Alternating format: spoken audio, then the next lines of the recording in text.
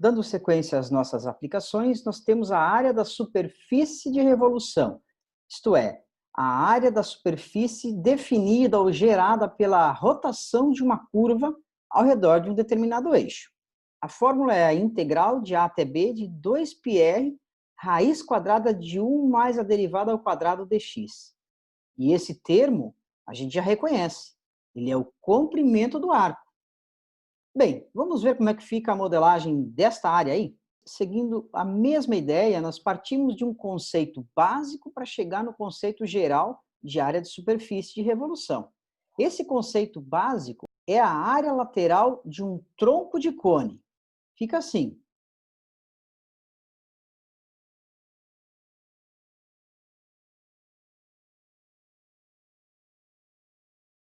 Então, nós temos um tronco de cone. O tronco de cone ele possui uma altura h, um raio menor, um raio maior na base, um pedaço de geratriz. É o pedaço da geratriz correspondente a esse tronco. A área lateral desse tronco de cone é dado por 2π R médio vezes esse pedaço de geratriz, onde esse R médio é a média dos raios que aparecem no tronco do cone. Partindo desse conceito básico, nós temos a generalização para a área da superfície de revolução, que fica assim.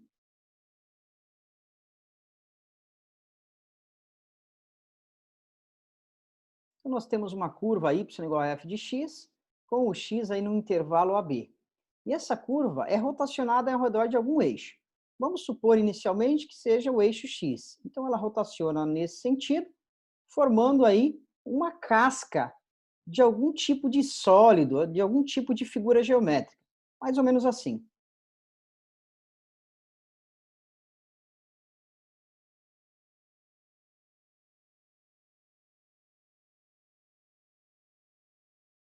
Assim, se nós selecionarmos um x arbitrário nesse intervalo de A até B, nós teremos uma faixa microscópica no formato de tronco de cone, mais ou menos assim.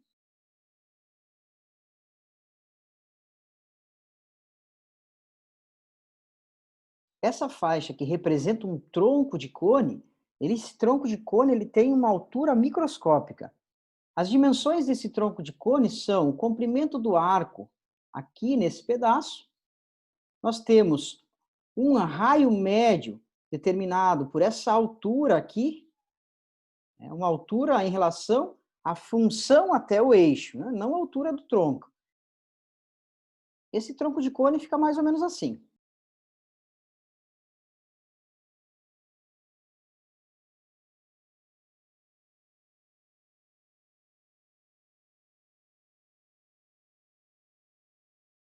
Então, nós temos o tronco de cone, o ds representando essa medida aqui, um raio médio, como nós vimos, é f de x, e, portanto, a área lateral desta faixa microscópica, ou seja, um elemento diferencial de área, é 2π vezes o raio vezes a geratriz, que é ds. Assim, a área lateral de toda essa superfície vai ser a soma de todas as áreas destas faixas microscópicas que representam o tronco de cone. Vai ficar, portanto, a integral com x variando de A até B desses diferenciais de área aqui. Tanto a área será a integral com x variando de A até B de 2π f de x, que representou o raio, vezes o comprimento do arco ds. Lembrando que o comprimento do arco ds é a raiz quadrada de 1 mais a derivada da função ao quadrado. Esta é a fórmula, então, para a área da superfície de revolução, justificando a fórmula sintetizada nesse slide. Aqui também vale reforçar que, dependendo da disposição desta curva, a modelagem para a área pode ser uma integral em y. Então, vale gravar que a ideia fundamental desse método aqui, desta modelagem, é que a área dessa superfície vem de 2πr vezes a geratriz, que é o comprimento do arco. Então, 2πr ds. E aí você modela o raio e o comprimento do arco como for mais adequado para o problema. Às vezes vai ser x, às vezes vai ser y. Então, como exemplo, nós temos determine a área da superfície delimitada pela rotação da função y igual a 2 raiz de x ao redor do eixo x, com o x aí variando de 4 a 9, conforme a figura aí. Fica assim. Então, nós temos que y é igual a 2 raiz de x, ou seja, a função f de x é igual a 2 raiz de x, ou 2 que multiplica x elevado a meio. A área da superfície é dada como uma integral de a até b, de 2π vezes o raio, que é a função f de x, vezes o comprimento do arco ds. O comprimento do arco ds é aquela raiz quadrada que precisa da derivada ao quadrado. Então, antes de continuar, vamos ao cálculo da derivada ao quadrado para substituir nesse espaço aí na integral. Então, a derivada fica 2 que multiplica 1 sobre 2, x elevado a menos 1 sobre 2. Os dois cancelam, ficamos apenas com x elevado a menos meio. E aí, a derivada ao quadrado resulta nesta expressão ao quadrado, x na menos meio ao quadrado.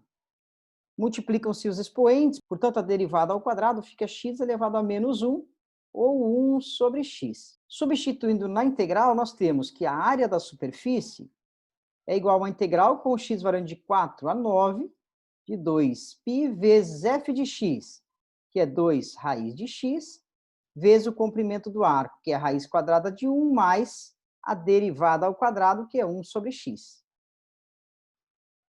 dx. E organizando melhor, nós temos igual a 4π, integral de 4 até 9, da raiz de x que multiplica a raiz quadrada de x mais 1 sobre x dx. Observe que nós vamos ter um cancelamento das raízes quadradas de x que aparecem aqui. Nós temos raiz quadrada de x que multiplica a raiz de x mais 1 sobre raiz de x dx. Então, nós temos raiz quadrada cancelada, temos a integral aí apenas de raiz quadrada de x mais 1. Então, 4π, raiz quadrada de 4 até 9, dá raiz quadrada de x mais 1 dx. Ou x mais 1 elevado a meio, se preferir. Integrais de raiz quadrada de uma função linear, como x mais 1, são resolvidas com uma substituição simples. Isto é, chamando x mais 1 de u, nós conseguiremos resolver essa integral.